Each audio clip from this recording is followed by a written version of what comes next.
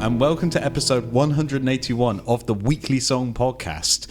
Where have you been for the other 180 episodes? We missed you. Because you're only coming to us this time, I think I better explain what goes on here normally. We each come here every week with a song that we've written in a week. Did you guess that before you clicked on the video? And then we bring it here, we discuss it, we sort of see what it went into the writing of it, and we sort of see what we like about it, what clever tricks there are, all the sort of things like that. My name is Declan, and your name is not Declan. It's not Declan. My name is Roger. It's a lovely day to meet you, Roger. Lovely to meet you too. Nice to shake with our left hands too. Yes, this is very awkward. I've never felt a man's left hand. Well, you've not lived. Nice to make your acquaintance. How are you? I'm good. I'm feeling good, feeling fine. I think a recurring thing with this show is often like we'll shoot in the evenings and you'll come over. You've been working, I've been working, and we're both already a little bit loopy. And like with work, you gotta kind of keep a lid on your loopiness. And then we just get to let it out and talk music and talk fun stuff, which is a nice... Exactly. In general. So about that minor 4 chord then. Yes, exactly. Yeah. We're doing challenges this season. Yes. Apart from the first week, because we forgot, each week this season we have a specific challenge to kind of get something into our songs. This week was to kind of write about an historical event. Very difficult. Toughest challenge yet, I think. What about you? Yeah, I almost failed. Yeah, same. But I nearly failed for a very specific reason. Time machine break? Yeah, well, I phoned up Doctor Who and they couldn't give me a lift.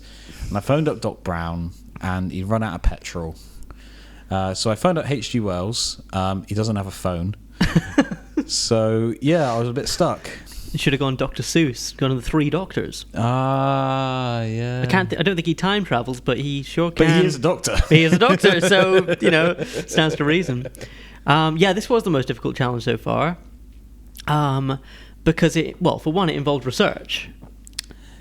It could have done, yes. Usually my research goes about... It might not have done in some cases.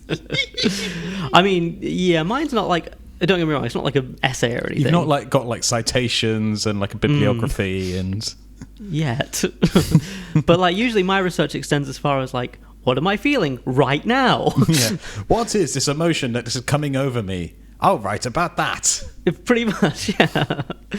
So yeah, I wrote about the Great Fire of London. Ooh. Yeah. It's not like a punk version of London's Burning, is it? You've been listening. No, it's not. It's actually quite the opposite. It's a folk version of London's Burning. Yes, actually. Yes, it actually is. Couldn't be more accurate, actually. Yeah. Well, I mean, we're already sort of discussing the song, so, I mean, why don't we hear it? Okay, cool. So this song is called Carnaby Town, and it goes like this.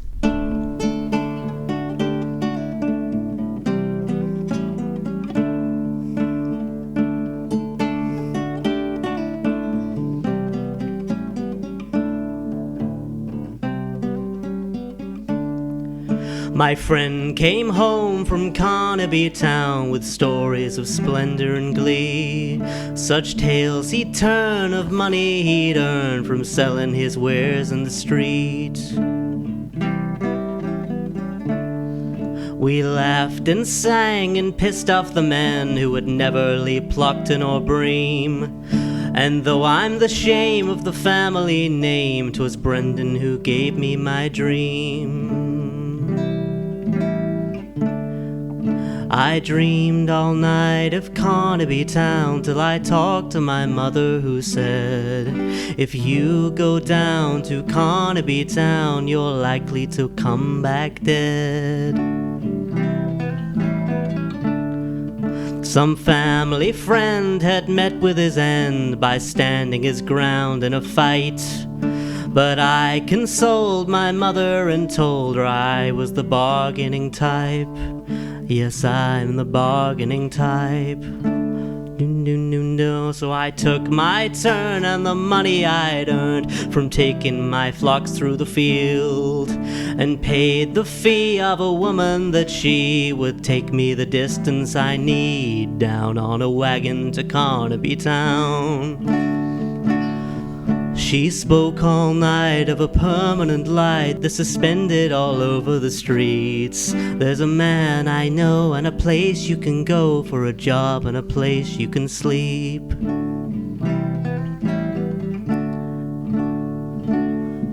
When I sat down in Carnaby town with barely a note to my name, I walked in awe of the things that I saw in search of that old pudding lane. The sun went down in Carnaby town as I knocked on the door of the place. The man inside who opened it wide had a fair bit of weight to his face. His daughter and I were friends from the night that he offered a place I could stay. As days went by, I came to abide as I worked in the ovens and played. By June or July, Marissa and I had married and taken a home. She ran the shop for her mother and pop as I baked all the flour into loaves. Yes, I baked all the flour into loaves. But one evening I'd left on the light, and the fire that ended my days was the same that called my heart to the door of the woman who changed my ways. The streets burned down in Carnaby town, and with them myself and Marie.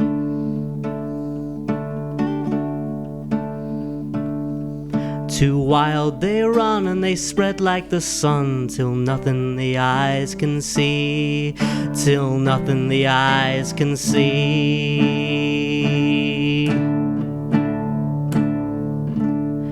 When my mother heard news from Carnaby town, I wouldn't have written in weeks.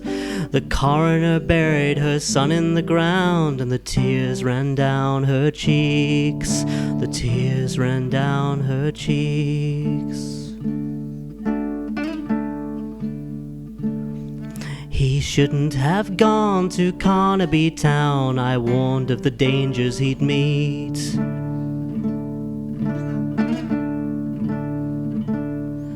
It's better to stay in a place you'll decay than to run off and die in the streets. So that was Roger's song, Carnaby Town, and I'm not going to do a pun this time. I'm just going to say that was really, really good. I really like that. It's like proper old folk, like proper storytelling and everything, and sort of. You were saying, like, oh, it's a long one. It's like, yeah, it's long because it goes places. It does things. Right.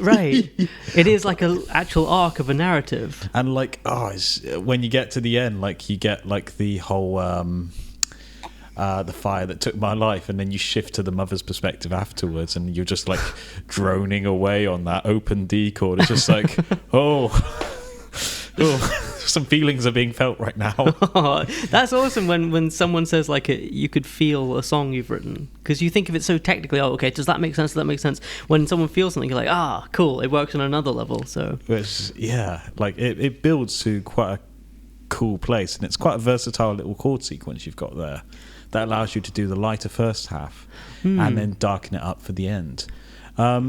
I suppose we'll start with the historical aspect of this one. Why the Great Fire of London? It was an afterthought, if I'm honest. We might be returning to this. Oh, really? Sort of, yes. So essentially, I knew that once I came up with the... It's very English folk, isn't it? Very English folk, and it sounds like it needs a story attached to it. So I started like, come gather one all and hear of my tale. Yes, exactly. And so I knew it was a little story. And so all I did is usually I work for music for half an hour or an hour at a time, so I set my timer and I just set my phone running, and I knew that was the thing. I knew that was the chord progression. I was like, okay, music sorted. Later I came up with the B section, which is simple, but I'll get to that in a bit. But with that section, I just looped the main A section over and over and over again, and just tried to go through a story of what I thought could happen. And that audio recording was just on my phone. It involves a lot of me going, no, he shouldn't go there. They should go and he should find someone who could take him there first. It's not plot relevant, but I think this character beat needs to be established here. Yeah, exactly. And like, oh, but if he's got his friend, then this, and like, but because you've got to fit all the narrative into like basically 3 little rhymes per beat of the story, it's very difficult. You've got to be really economic with it. Like, absolutely. The thing when you're writing normally is that you can sort of like, because you're writing a lot more vibes based, you can normally sort of get away with that. When you're trying to write about something specific, you really have to be very careful, because you put too much in, it feels like a lecture, and you put too little in, it's just like, well, this may as well not have been a historical song. Definitely. On that point, there was a bit that the most difficult part was, obviously I wanted him to go down to London, meet a girl, and get a job, and burn down the London. Burn down the London. Yes. So I needed to fit all that. I was waiting for Pudding Lane to come up. Oh, yeah. And you knew it would. And so things are getting serious now. So in these lines here, I go, I knocked on the door of the place. The man inside who opened it wide yeah, I love that bit. Had a fair bit of weight to his face. His daughter and I were friends from the night that he offered me a place to stay. So in about 4 lines, I'm going, I met the guy, I've got a job, I've got a place to stay, and I've met a girl. Yeah, and slept with his daughter. Yeah, exactly. So it was a fun one like that. But so yeah, I did the kind of whole half an hour iPhone voice memo thing, and then kind of just sat down and wrote notes after notes after notes and tried to structure the whole thing. And I was like, okay, if initially I was thinking it, like he lives in Scotland, he has dreams going down to London, he does, and then the Great Fire of London happens. And then I thought, but what if the job he gets is on Pudding Lane, and he's the one who starts it? And because initially he was going to work in Covent Garden as a flower salesman. Ah, okay. But I couldn't quite weave that in, so I thought, if he's the baker, that kind of makes more sense for the story. Yeah, it sort of guarantees that, because the Fire of London lasts, I think, 7 days, 7 days? 6 or 7 days, I think 6, yeah. Yeah, and it sort of spreads quite far, but also London is a lot smaller, so it's quite a small portion of what we now think of as London. Yeah, and I was quite relieved to hear that, like, this is probably not true, but reportedly only 2 or 3 people died. Yes, which is quite miraculous, really, considering it's the first city, like, you know, or like the capital city, like it's where like the bulk of the population, in that area, right? Is. Yeah, I thought it was like a massive, devastating reset of the people of London, but apparently not. I mean, architecturally, sure. Yes, a lot of stuff did burn down because, you know, fire. It will do that. It'll do that. Fire be firing. Yeah, the fire do be firing. But yeah, so like, how much did you sort of stress about getting the details right, and how much did you sort of feel free to invent? Well, the name of the song is a big invention, because when I first got my little... This wasn't when I was thinking, oh, it's the Great Fire of London. This was just me thinking, historical week, let me try and play something historical sounding. So I just knew... He is now available for Renaissance fairs in your local area. Although I can't supply my own feather in a hat thing. You need to give me one of those. And it is a nylon acoustic as opposed to a lute, but, like, you know, we can work with that. Yeah, exactly. We can discount the fee or something. Fine. But with that one, like, as is often the case for me, I'll come up with a line at the same time as the bit of music. So for me is, I went down to Carnaby Town. What's that? Yeah. I know there's Carnaby Town is where quite a few fun things happen by the sounds of it. Oh, yeah. Fun and hot. Well, it definitely will be when it catches fire. And but the thing is, I know there's Carnaby Street, which is the big fashion district, or was in the 60s, that the Beatles and Stones and everyone frequented. But Carnaby Town isn't something. So I was thinking, I don't want to go when I went down to London town, because I don't like stretching syllables like that. That's a bit too cliche, isn't it? So Carnaby Town, I thought, is like a kind of Carnaby Town. You know, it just rolls off like it just. Carnaby Town. Yeah, Yeah. and it just has the nice triple meter feel. Also, funny thing that just popped into my head. I was thinking when I went to the shops earlier. Obviously, we've done challenges. We've got one coming up that's write a song in 6/8. This song's in 6/8. It's about a historical event, and it hasn't got a chorus. So really, you could have just written this song 3 times. Pretty much, yeah. But it wasn't by design. I just kind of go, oh, it doesn't have the chorus. Oh, it's in... And of course, it's in drop D, which was the same as the no chorus week we did with Sammy as the guest, because this was the guitar I had tuned this way when I picked up to write for Historical Week, because it's all out of sync. All you should have done is just written that on ukulele, and then like, what else can we cover? Like, does it sample Ode to Joy at any point? Oh, I should do. Spoilers. Yeah, big spoilers. It should do. But yeah, so Carnaby Town isn't very historically accurate. Everything else is vague enough that you can kind of go like, yeah, it's okay, you know. It's not implausible. Yeah, exactly. So, but yeah, so essentially, just to like go over the story a little bit, he has a friend who comes back to the little Scottish village he lives in, and this guy's never left the village. And so this guy said, I made money, you know, I met these people, it's so exciting down there. And he goes, I've got to go down. He talks to his mum, and she goes, you know, someone we know died down there. You know, if you go down there, you'll die, which of course ends up being true. And then he goes down, he gets a ride, he spends all of his money on the ride to get down there, and happens to find this job at the bakery, and then burns the place down after falling in love. So it's a lot that happens in that 48 hours. It's an eventful time. Yeah.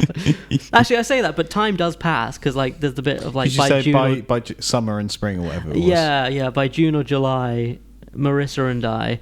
It's one of those funny things lyrically as well, because I say he met the baker's daughter who he marries. So by June or July, Marissa and I were married and taken home, fine. But then to make it so that he and his wife are lost later to the fire, I have to call her Marie, which kind of works. Marissa, I don't know. But it's one of those things you hope people don't notice, so then you make it explicit on a podcast. It's second wife. yeah, it's second wife. Yeah, didn't work out with Marissa. Yeah.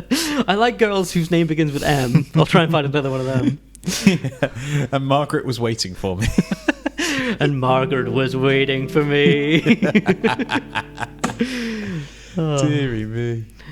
No, I do like that. Like, I love how this is mostly like diatonic. Like, it stays within the key signature of D. Apart from that one little C to A to D, which that's kind of like the little source to mark the ending of a verse. Thank you. Yeah, that was kind of intentional in a way, because originally when I first came up with the little lick, it was like G, A, D, which sounds very traditional. But it works.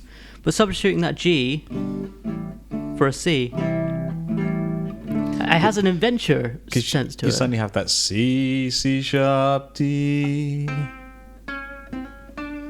Yeah. And I can imagine, like, because there's some parts where the verse ends and then it repeats by itself without vocals. I was thinking you could have like kind of like a lute play a little mandolin-y type of thing there, or like everybody's got to sing along to the last line. And Marie was waiting for me, and Marie was waiting for me. It's a very deep voice crowd that we've got. Are you ready to sing along, everyone? Yes, if we must. I'd rather not, if I'm being honest with you. So that section's fun, and then in the B section I'm just going E minor to the A to D to D7 to G. That's nice. That's fun to sing too. Yeah, from D to D7 to G, and it just repeats like that until it finally resolves again on the end of the C A D, and of course with the drop D there, you've got that to utilize when you want to, you know. Yeah, like towards the end where you're just like hammering on that D chord, like as the fire like consumes everything. Yeah. And it's a dark song. The last thing I know, I'm going on about this, but the last thing I'll say on this You're one on a podcast about songwriting. This is the place to go on about it. Okay, then I will. You have my permission. But it was a tough one because it's dark, you know. It's about the Great Fire of London. It can't be like, and I got away scot-free. Yeah. It's got to be that he dies and loses. I claim the insurance for me. Yeah. But so he's got to die, and his lovely lady wife has got to die, and his mum has got to bury her son. Yep. It's really sad.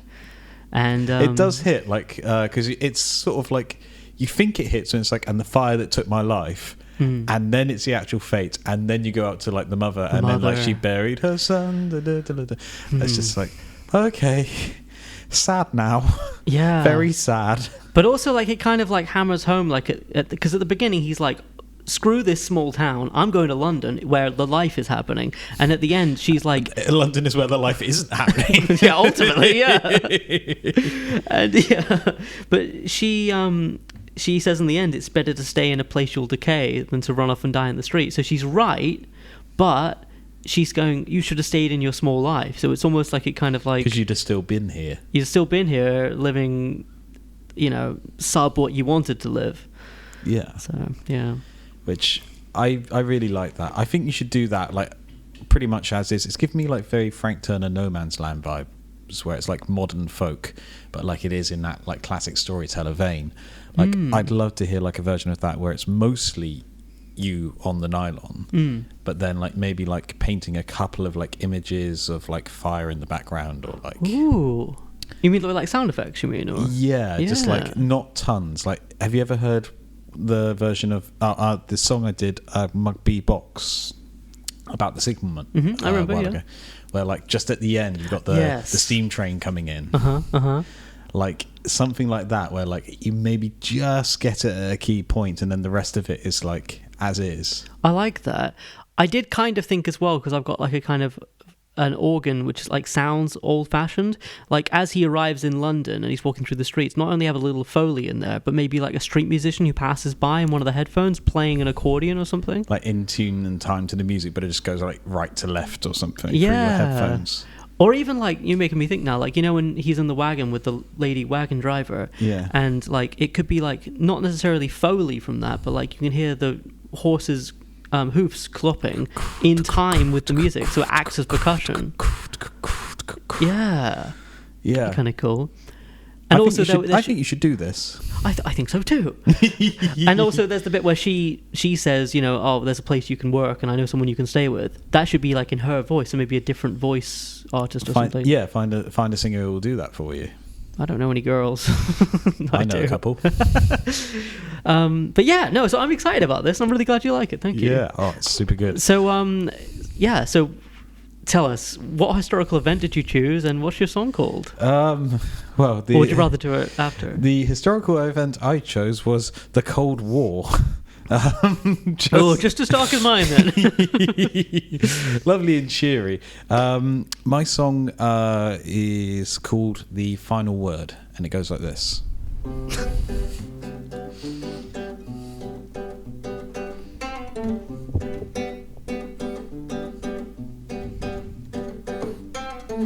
And here we go again, the battles never end. Never end. The lines drawn in the sand again, behind them stood the men. Never ends. With honeyed words and careful smiles, never ever meets the eyes of those who prove the metal and the guile.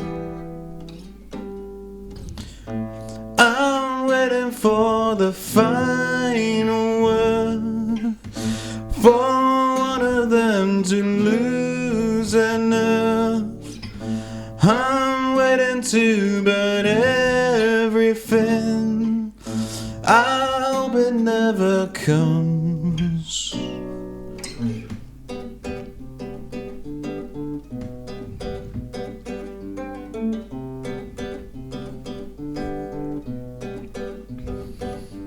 For space travel and motor cars, we set ourselves apart. Once again, each side further pushing bars to find out where's too far. Once again,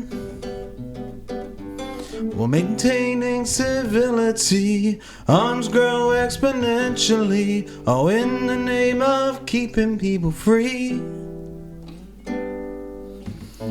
I'm waiting on the final word for one of them to lose their nerve. I'm waiting to burn everything. I hope it never comes. I can hear the call. I will not answer. I can hear the call. I dare not answer.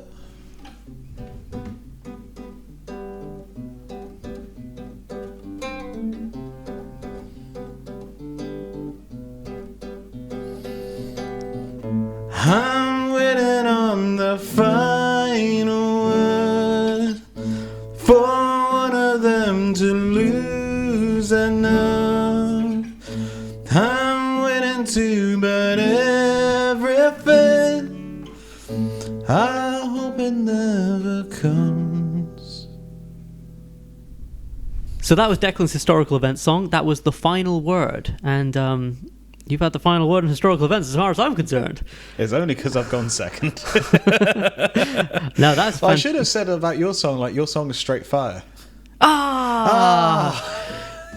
If only we were still recording. Yeah. Let's edit that in quickly. Your song is fire. Ooh, yes. Bravo. How relevant to this moment that we're in.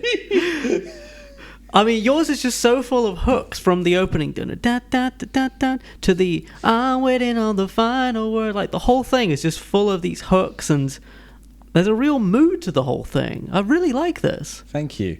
The mood of the thing is why it's about the Cold War, because I ran out of time, as I always do. I have far too much on my plate.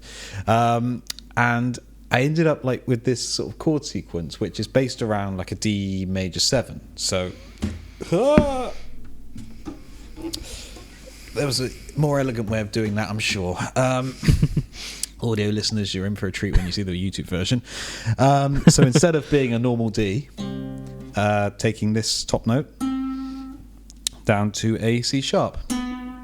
So you end up with...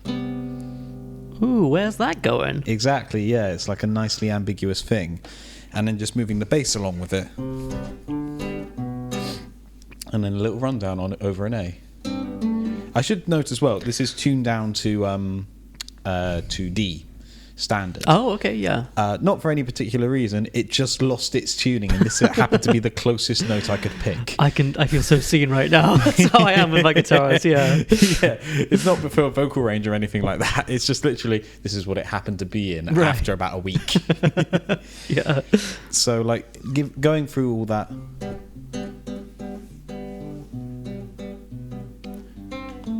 Like, that makes me feel nervous or like tense, and I was trying to think, there aren't really a lot of historical events that are about nerves or tension. Like, I was thinking, like, could you do something with like the Peterloo massacre, maybe, where like a protest ended up turning violent, but it doesn't work that well, and it's a bit too upbeat for something like that. So obviously the Cold War is a logical successor. Well, you're right. It's the only real historical event that isn't like, because it's either usually just the Cold War is violence or peace. Well, the thing about the Cold War is, like, it's all about anticipation for a thing that never happened. Right. Like, for some reason in the past year, I've ended up watching a lot of things like to do with that period of time. Like, I've watched the Protect and Survive films. I've watched a few contemporary documentaries. When the Wind Blows. Oh my God, When the Wind Blows. That's beautiful and heartbreaking. And I've like downloaded Threads because I need to see that, like, which is gnarly as all hell. What's it called? Threads? Threads, yeah. It's right.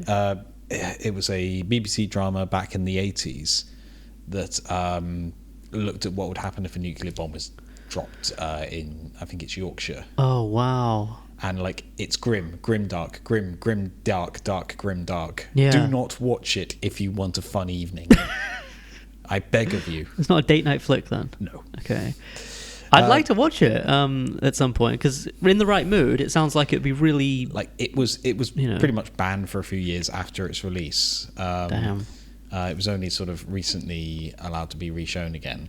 But yeah, for some reason in the past year, I've been sort of looking at that, and the thing that always sticks out at you is that it's, if someone loses their nerve, if someone bottles it, then everything is over. This is a lovely discussion for a podcast.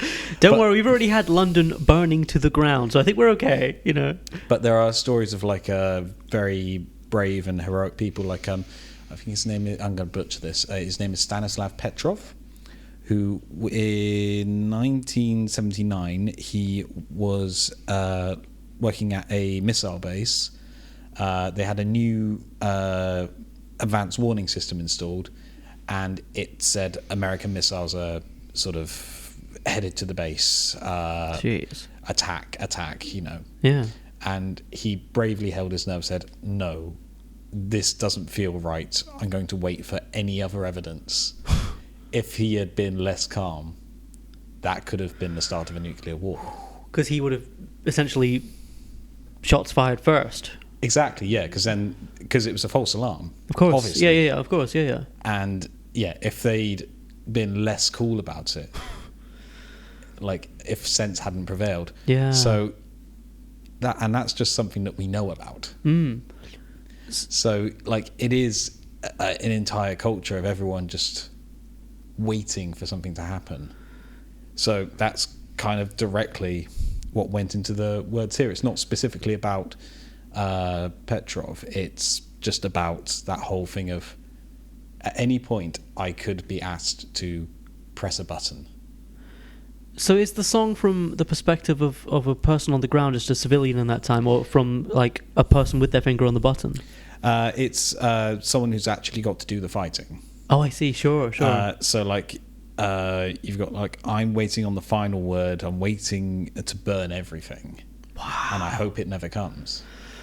Whew. Yeah, nice and uplifting. Damn. Oh. That's very cool, and it is tense. Did you have it in mind specifically, like, right, this song doesn't kick in at any point, it stays on this level, this tense level the entire time? Is that quite... That's a bit of an accident, but it also kind of works. It really works. You're never quite sure of what's going to go on. Yeah, and that's what I'm saying, it has such a palpable mood to it.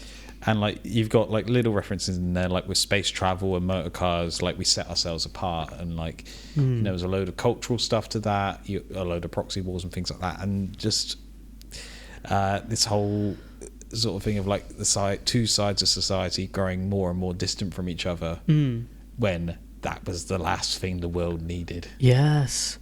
Well, it sounds to me like, because you have watched so much, like, you know, extra material around the Cold War and that era and everything, you kind of had your research kind of done, so you could just write something purely emotional about the time. You could say that. You could also say that I left it to last minute and I should have done the research properly. I mean...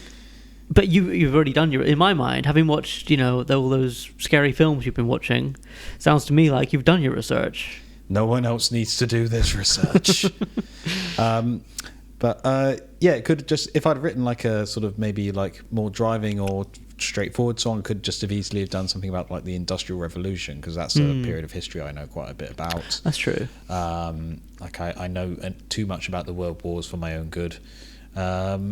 What else do I know about? It's like, I assume I'm not alone in like having favourite periods of history, or like periods of history I know a lot more about. I'm the same. I know a lot about like the ancient Greeks and stuff, but like nothing about like the Dark Ages or something, you know. Well, there's a reason they're called the Dark Ages. Terrible example. Let's say, I don't know. I know what you mean. Medieval times or whatever. Yeah. Stupid example. The one no one knows anything about. Sorry. Dumb. But like, it's interesting when you sort of like actually think about history in terms of how little there is of it we have to draw on, which sounds very stupid. But about as far back as we have records of is ancient Egyptian stuff, which Sumeria, maybe? Not to be, I'm nitpicking, but yeah, like the same sort of era, I suppose. it's like a maximum of 2000, 3000 BC, or BCE, I should say. Which, compare that to the age of the planet, the age of the galaxy, the age of the universe. Peanuts. We've been here 5 minutes. Mental. We've been less than that. We've been here like a second. You ever seen that thing that's like if the universe was, or the Earth, sorry, was 24 hours, we'd be in the final, like, half a second. Yeah. Crazy, isn't it? It is insane, but it also like keeps everything in perspective, doesn't it? Yeah, it's mind-blowing. It is mind-blowing, but like it can be positively mind-blowing in some cases. Well, we're lucky enough to be here, Yeah. you know? Writing songs on this podcast. Exactly. This is getting very deep. Email the show with your philosophical ideas. So just to go back to the song, the other than that D major 7 thing, it's just going down in the chorus, a B minor, A, this is already out of tune, F sharp minor to an E. So just following that.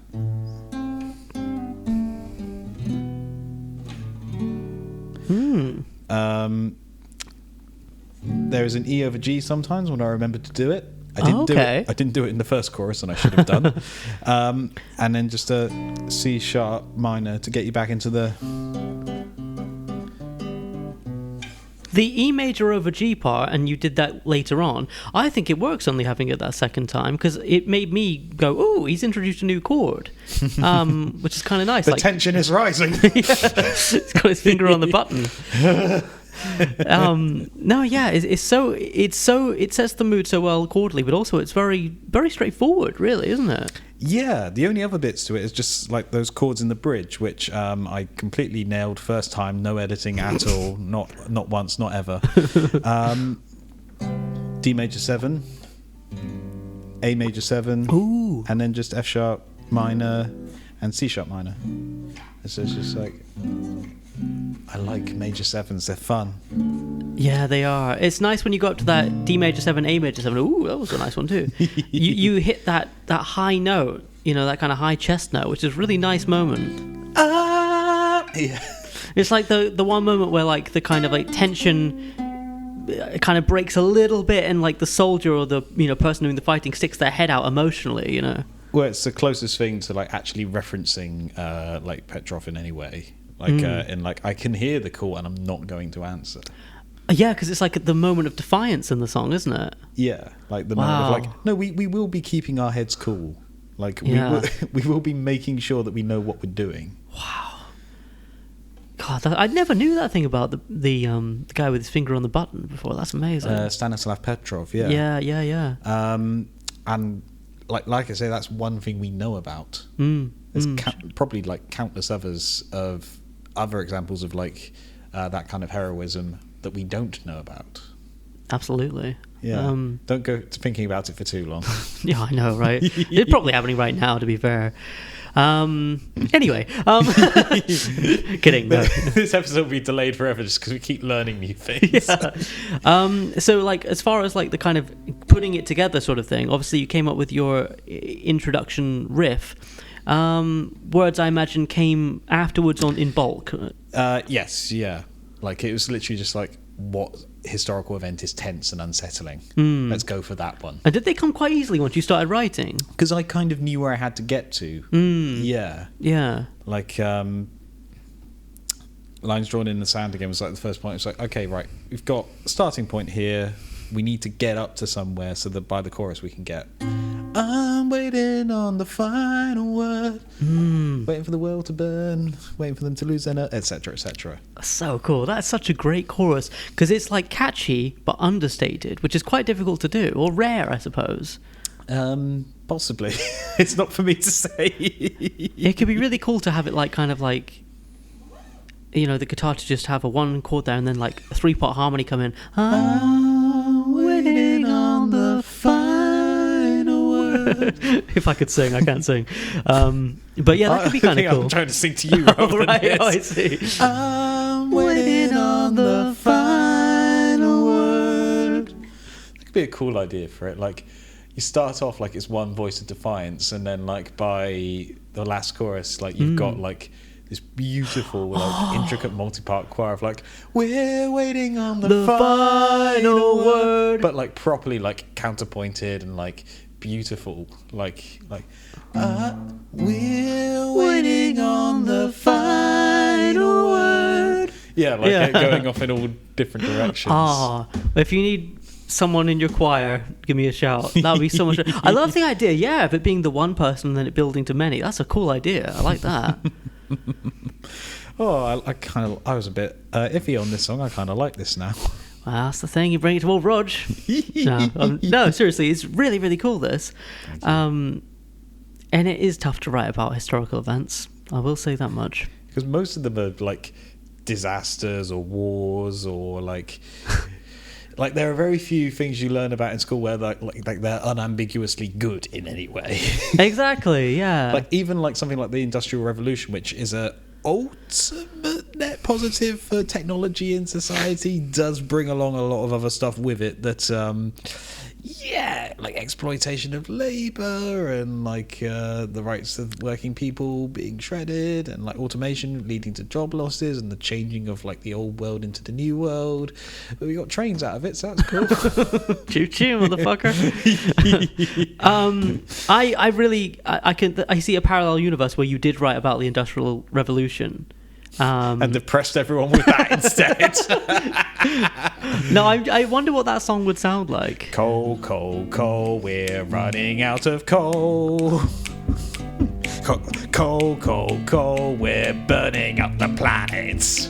Don't worry, it's going to be fun. We're going to have trains and cars. Coal, coal, coal, oil, oil, oil, oil. We're burning up the planet just to go to places. But I do like going to places, though. Well, do you like having coal and oil? Sort of.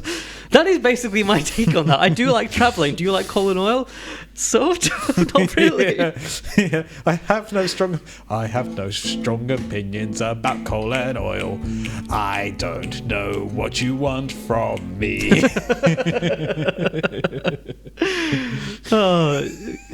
The Industrial Revolution opera coming to you soon. Instead of like Hamilton, an American musical, it's just like Brunel, a Bristolian musical. A bridge too far. Isn't Buckingham Brunel? You are building this bridge too far. Don't you want to stay with your trains? The Great Western Ship will bear your name. Stand in front of these chains and take this photograph. It's like it already exists. It's like we're manifesting this musical into the world. What have you been listening to this week? What have I been listening to this week? Yeah. Not much. I've re-listened to a couple of albums by friends. Oh, yeah. Not like the TV show, just actual people that I know. So no one told you were going to listen to music. Who'd you listen to then? So a friend of mine, Fletcher James. Yeah. He's been on the podcast before. I can't remember what episode. Put up a number here. There we go.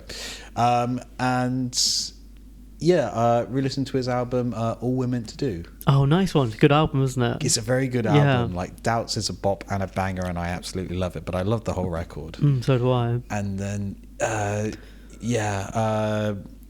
friend of mine, Aoife Valentine, The Life Bringer Smells of Death.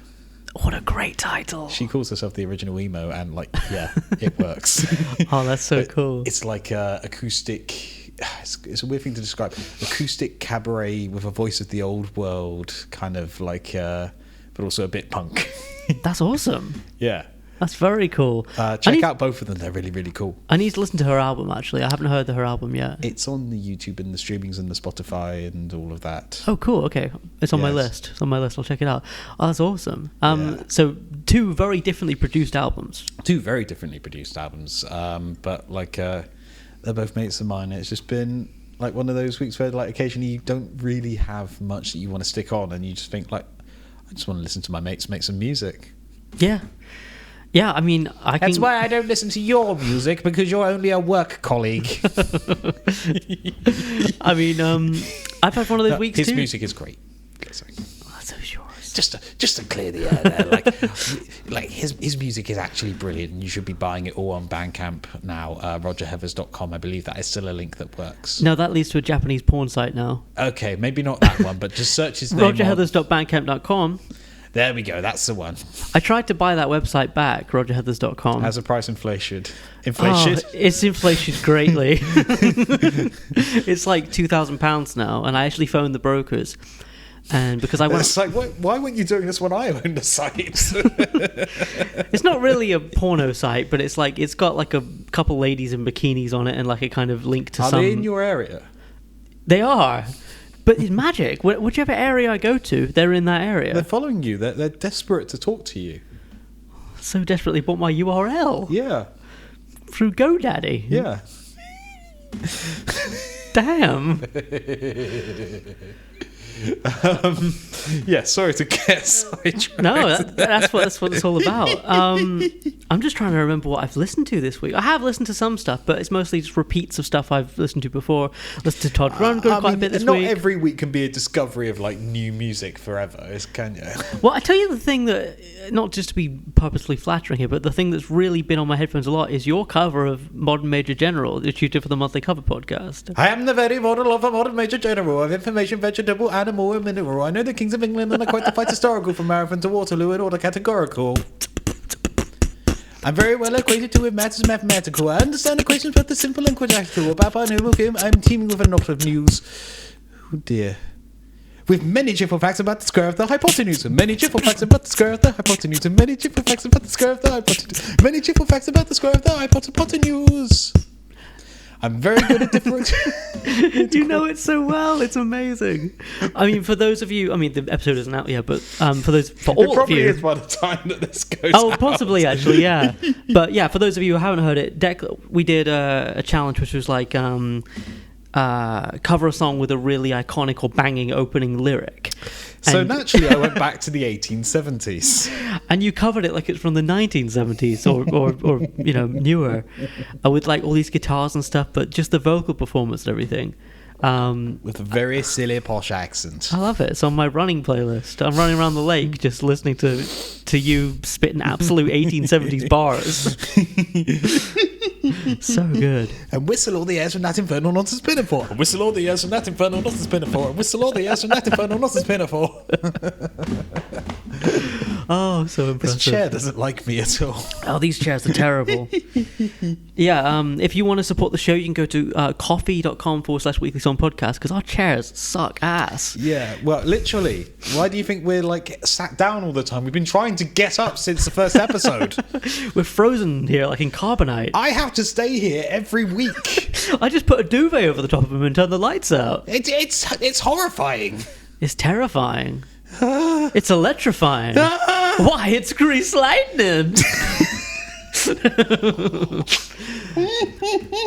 But yeah, so I've been listening to that, which has been. But yeah, I'm same as you. I've had one of those weeks where usually I'm into an album or an artist and I'll delve into it and I'll have a story to tell, but I don't really have that so much this week. To be honest with you, it's been one of those weeks that's been so busy. Every hour's been crammed with either work or some other thing, some other commitment. So yeah, you know. I'll tell you what else I've been listening to. Thunderbird's soundtrack, but specifically the soundtrack for the episode The Cham Cham with the song Dangerous Game.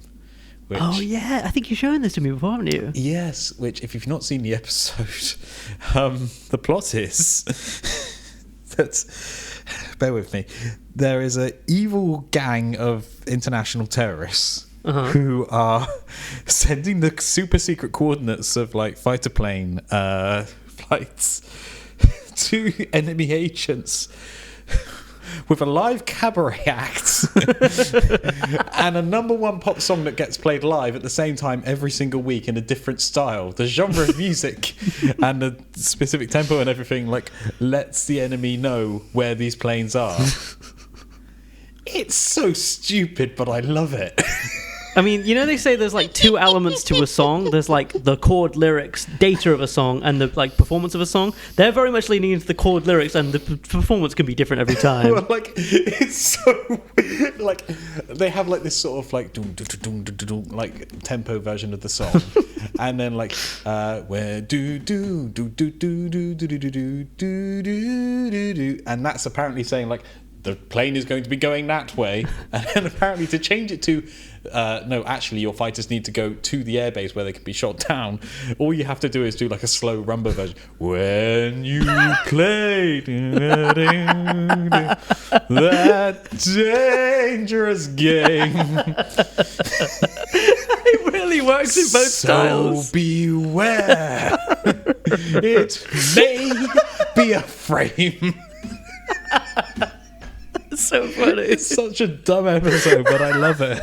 What other styles do they do? Oh, it's a piano version. It's as close as you can get to 60s pop version, but it's so stupid. I'm going to be talking about this on another podcast soon, but it's the whole thing is this plan only works if this song stays at number one. If they can secure a live performance of it every time on the same radio station at the same time, and the US Air Force never changes the time or place where these planes go, and apparently there's a traitor in the US Air Force who's leaking these things, there are so many points of failure. Well, just think of it like this. The band has an amazing PR manager. We need that slot on the radio every week. We better stay at number one. Here's a briefcase of money to, sweeten the deal. The song is totally number one in the world. I mean, also, you got to think, when they released the single, right? They were one of those bands, right? They released, different, coloured vinyl with, the different genres. You got to collect them all, sort of thing. That's how you do it these days. Exactly. Wouldn't it be this band has this hit album, and they're just releasing, the CD version, the tape version, the different multicoloured vinyls, and there's something in the barcode that will say, the enemy plane is going here. Yeah, exactly. Oh no, it's a turquoise vinyl. That means we had to go east-south-east. Damn my collector's mentality. So I didn't mean to sidetrack, but that's amazing. That's so funny. It's so dumb. What's the band called? Does the band have a name? It's a Cass Carnaby 5. Doesn't really roll off the tongue, does it? Nope. Kind of I don't know, the Jackson 5 a little bit? Not quite. Not quite. But funkier. Yeah, definitely more involved in more evil schemes, unknowingly. Yeah, I don't think the Jackson 5 really ever kind of did much evil. Not world domination kind of stuff. No, they were not really their vibe. They were more interested in performance and recording and stuff. Actual songs. Yeah. Just thinking I want you back in 7 genres just for when they're doing different things or approaching different people. When I had you to myself, I didn't want you around. Quick, divert the plane! Divert the plane! Oh, it's amazing. So that's it for this episode of the Weekly Song Podcast. 181 episodes down. Thank you for joining us.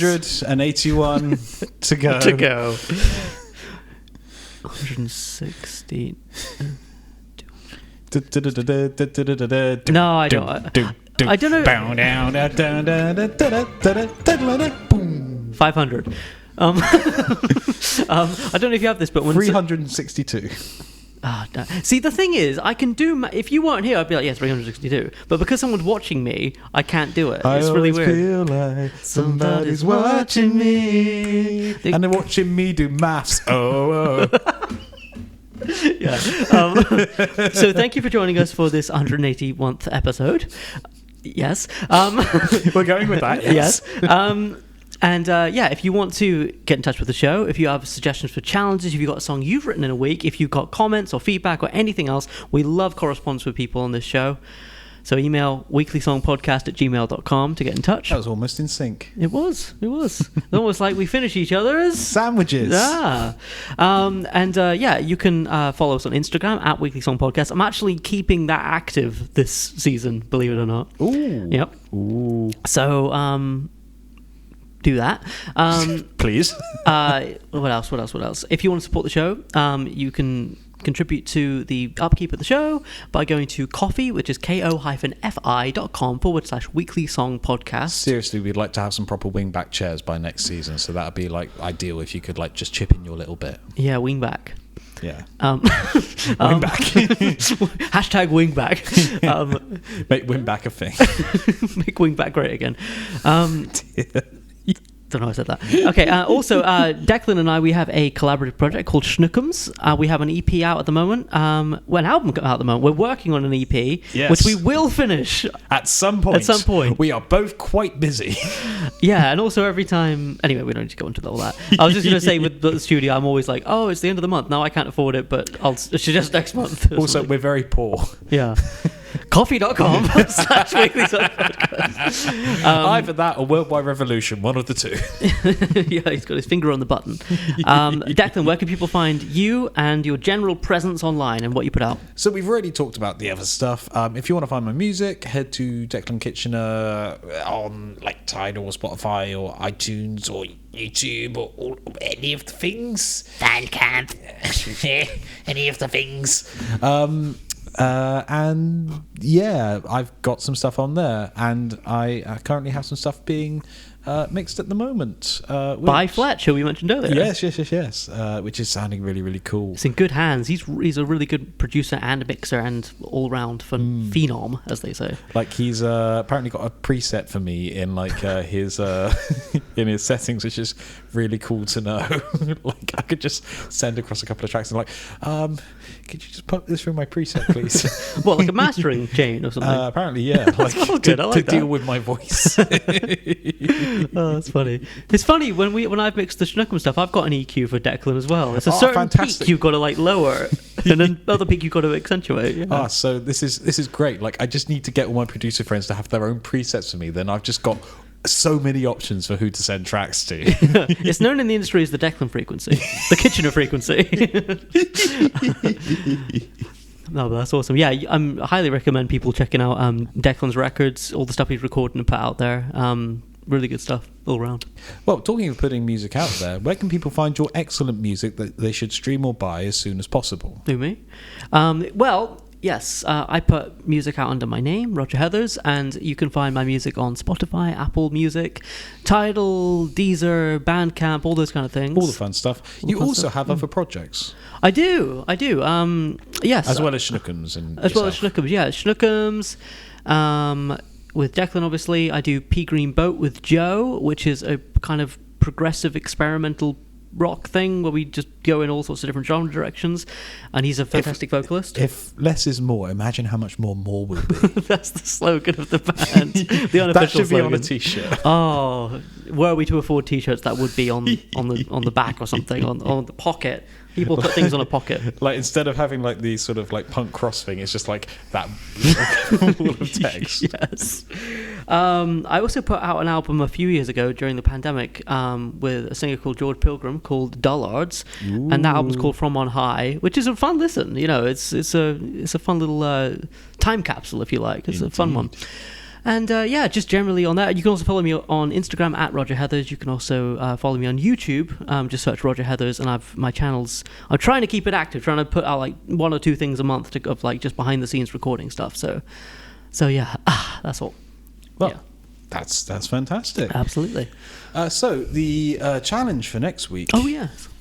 Is going to be to write a song in 6/8 time. Aha. And I think we'll be talking a lot about what's the difference between 3/4 and 6/8, which I have been researching. Yes, I hope I've got it right. Because I sort of got to the point, it's like, this feels about right. Yeah. Yeah. This could go very badly wrong. I just went on YouTube and started searching 3/4 drum beat, 6/8 drum beat, and then I found this great video which I'll include and talk more about next week, obviously not now, but which does actually tell you the difference because it is ambiguous. Anyway, tune in for more of that next time. Indeed. Thank you for joining us on episode 181, and we'll see you next time. Ta-ra. Ta-ra!